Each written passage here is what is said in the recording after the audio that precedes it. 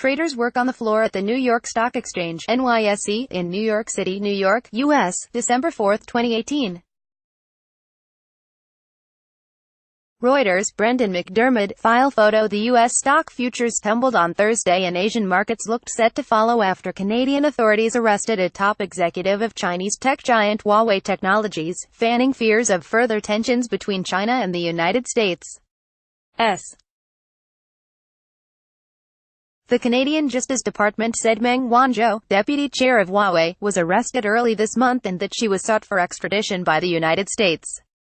The arrest heightened the sense of a major collision between the world's two largest economic powers, not just over tariffs but also over technological hegemony.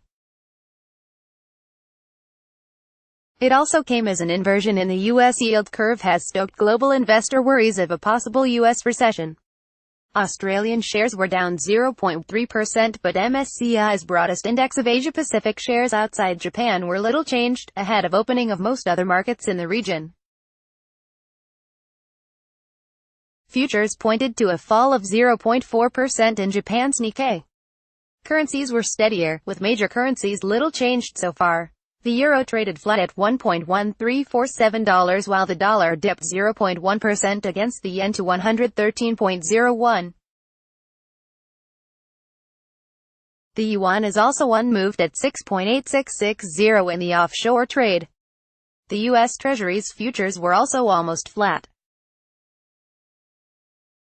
The benchmark Treasury 10-year yield fell to its lowest point since mid-September on Tuesday, while the 5-year yield dropped below the 2-year yield, causing a so-called inversion in the yield curve.